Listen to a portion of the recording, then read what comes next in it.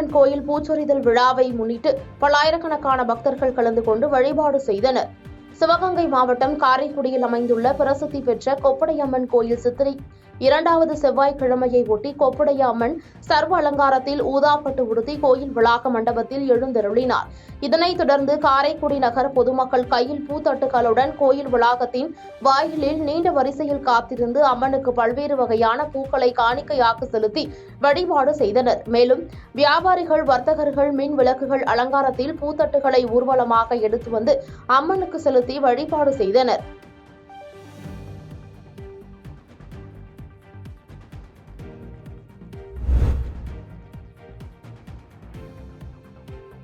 அமரசிமேந்திரபுரம் சக்தி விநாயகர் கோயில் சித்திரை திருவிழாவை முன்னிட்டு 13ஆம் ஆண்டு மாட்டுவண்டி மற்றும் குதிரை வண்டி பந்தயம் நடைபெற்றது. புதுக்கோட்டை மாவட்டம் அமரசிமேந்திரபுரம் சக்தி விநாயகர் கோயில் சித்திரை திருவிழாவை முன்னிட்டு இளைஞர்கள் மற்றும் ஊர் பொதுமக்களால் நடத்தப்பட்ட 13ஆம் ஆண்டு மாட்டுவண்டி மற்றும் குதிரை வண்டி பந்தயம் நடைபெற்றது. 2 பிரிவுகளாக நடைபெற்ற போட்டியில் புதுக்கோட்டை, மதுரை, தேனி, சிவகங்கை, தஞ்சை ஆகிய மாவட்டங்களைச் சேர்ந்த 100க்கும் மேற்பட்ட ஜோடி மாட்டுவண்டிகளும் 10க்கும் மேற்பட்ட குதிரைகளும் கலந்து கொண்டன.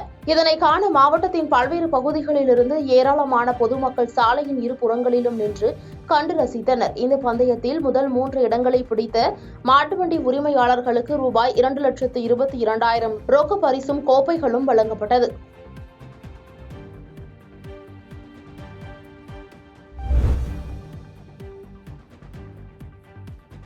உதகையில் நகராட்சி அனுமதியின்றி கட்டப்பட்டு வந்த கட்டிடத்தின் பணிகளை நகராட்சி ஆணையாளர் தடுத்து நிறுத்தியதால் பரபரப்பு ஏற்பட்டது. நீலகிரி மாவட்டம் உதகை மெயின் பஜார் பகுதியைச் சேர்ந்த தினேஷ் டாட்டியா என்பவருக்கு சொந்தமான பழங்கால குடியிருப்பு கட்டிடம் ஒன்று அதே பகுதியில் உள்ளது. இந்நிலையில் பழைய கட்டிடத்தை இடித்து புதிய கட்டிடம் கட்டும் பணியானது நடைபெற்று வந்தது. ஆனால் இந்த கட்டிடத்திற்கு முறையான அனுமதி பெறாமல் கட்டுமான பணி நடைபெற்று வருவதாக நகராட்சி நிர்வாகத்திற்கு புகார் அளிக்கப்பட்டதாக கூறப்படுகிறது.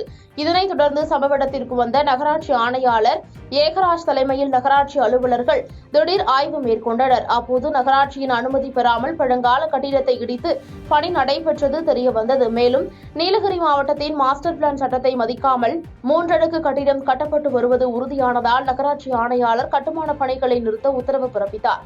இதனால் அப்பகுதியில் சிறிது நேரம் பரபரப்பு ஏற்பட்டது.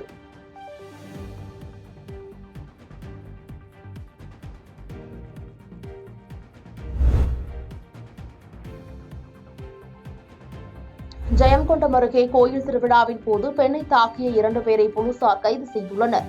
அரியலூர் மாவட்டம் ஜெயங்கொண்டம் அடுத்த தண்டலை அருகே மருங்காலக்குறிச்சி கிராமத்தைச் சேர்ந்த தமிழரசி. இவருக்கு 3 மகன்களும் 1 மகளும் உள்ளனர். இந்நிலையில் கடந்த 2 நாட்களுக்கு முன்பு மருங்காலக்குறிச்சியில் கோயில் திருவிழாவின் போது கரகாட்ட நிகழ்ச்சி நடைபெற்றுள்ளது. அப்போது அதனை வேடிக்கை பார்க்க வந்த உடையார்பாளையம் வடக்கு தெருவைச் சேர்ந்த குமார் மகன் தனுஷ் மற்றும் முருகேசன் மகன் கலைமணி ஆகிய இருவரும் தமிழரசியின் வீட்டின் முன்பு உட்கார்ந்து கொண்டு வீண் தகராறு செய்தும் வீட்டின் முன்பிருந்த பிளாஸ்டிக் சேரை உடைத்தும் தமிழரசியை ஒருமையில் பேசி தாக்கியுள்ளனர். இதுகுறித்து தமிழரசி ஜெயங்கொண்டம் காவல் நிலையத்தில் கொடுத்த புகாரின் பேரில் போலீஸ் சப் இன்ஸ்பெக்டர் நாகராஜ் வழக்கு பதிவு செய்து தனுஷ் மற்றும் கலைமணி ஆகிய இருவரையும் கைது செய்து விசாரணை மேற்கொண்டு வருகின்றனர்.